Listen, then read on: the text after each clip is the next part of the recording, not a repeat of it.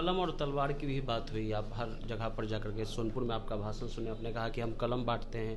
लोग वहाँ से लड़की आजमगढ़ उत्तर प्रदेश की लड़कियाँ ही कहा कि तेजस्वी यादव से सीखना चाहिए योगी आदित्यनाथ को कि नौकरी कैसे बांटा जाए। नहीं, इस बात को तो हमने वहाँ भी बात की थी जब नियुक्ति पत्र हम लोग बांट रहे थे और आज के दौर में कलम ही बांटना चाहिए ना। कलम से ही आपकी खुशहाली आएगी घर में, आपके साथ जो लोग हैं परिवार में वो खुश रहेंगे।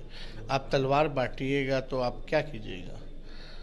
आप पे केस होगा, मुकदमा होगा, दंगा फसाद अगर करोगे तो पूरा परेशान, पूरा परिवार परेशान, आप परेशान, आपके भविष्य खराब होगा। लेकिन कलम बांटने से, नौकरी बांटने से लोगों को रोज़गार मिलेगा, भविष्य सुनहरा होगा, सब लोग खुश रहेंगे, कोई तनाव में नहीं रहेगा। तो कहीं ना कहीं से लोगों को जो है माइंड में एक चीज़ भर दिया जा रहा है, घृणा की राजनीति की जा रही है। किसी को कोई खतरा थोड़ी ना है। ये सब केवल वोट बैंक के लिए जो है ये काम जो है वो किया जाता है। सब लोग, हिंदुस्तान की यही खूबसूरती की डाइवर्सिटी बहुत है। समाजवादी परिवार के नीतीश कुमार भी थे। जब आपने शपथ लेकर के आए 22 में, तो आपने कहा कि हमारे ही परिवार के लोग हैं। अभी भी है ही। हाँ, अभी भी तो समाजवादी ही है। जो जातीय जनगणना पर उन्होंने सदन में जो बयान दिया कि लालू जी कब से मुद्दा उठाने लगे। हम लोग को याद है कि 10 में प्रदर्शन हुआ, दिल्ली में भी प्रदर्शन हुआ जंतर मंतर पर। वो याद करा रहे हैं कि ज्ञानी जैल सिंह हमको फ़ोन किए थे। तो इन चीज़ों को मतलब आप कैसे देखते हैं कि कल तक जो आदमी कह रहा था कि सब कुछ है। अब ये उनकी अपनी बातें हैं, उन्होंने जनता के समक्ष रखा है, इस पर हम क्या टिप्पणी करें। लेकिन जो हमारा काम था वो तो हमने किया। बात जातीय जनगणना की गर्म कब से हुआ? जब पार्लियामेंट में ये सवाल पूछा गया और भारत सरकार ने मना कर दिया था। अब मना करने वाले भी बिहार के मंत्री थे नित्यानंद राय जी।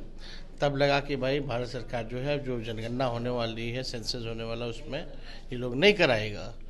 तभी ना हम लोग विधानसभा में हम प्रस्ताव रखे थे कि भारत सरकार मना कर दी, मुख्यमंत्री जी चलिए प्रधानमंत्री जी से मिलते हैं, आपके नेतृत्व में चलते हैं, कराएंगे कि तो ठीक है, नहीं कराएंगे तो राज्य सरकार वादा कीजिए कि आप अपने खर्च पे कराइएगा।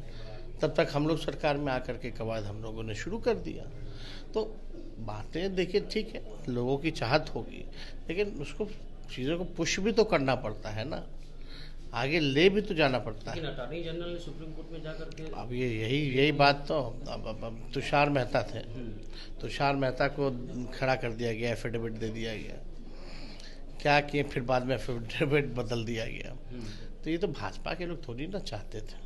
आपने एक नारा दिया सर कि माई नहीं बाप की भी पार्टी है, इसका क्या अर्थ हुआ? अच्छा, माई बाप मतलब A to Z, और बाप का मतलब होता है बहुजन, अगड़ा, आधी आबादी और पुअर, गरीब लोग। तो इसमें तो सब लोग आ गए। मेरा यही मकसद है, लोगों में यही विश्वास दिलाना कि हम लोग सबको सम्मान देने वाले लोग हैं और हम लोग सबको साथ लेके चलने वाले लोग हैं। सिस्टम में बेईमान लोग तो हर जगह बैठे हुए हैं। तो आप चाहिएगा कि चुटकी मार के सिस्टम को ठीक कर दें, सब कुछ एक बार में ठीक हो जाएगा, तो वो नहीं। वो एक वर्क कल्चर और एक सेवा भाव जो है अपने अंदर लाने की ज़रूरत है। वो केवल मंत्रियों को ही नहीं, अधिकारियों को ही नहीं, बल्कि हर एक व्यक्ति को जो भी वहाँ है। तो इसको लेकर के हम लोग चाहते थे कि भाई अस्पताल की हालत इतनी दयनीय थी जब हम लोग छापा मारते थे, मतलब कि कोई इलाज कराने जाए तो बीमारी होकर के लौटे, क्योंकि अनहाइजीनिक था।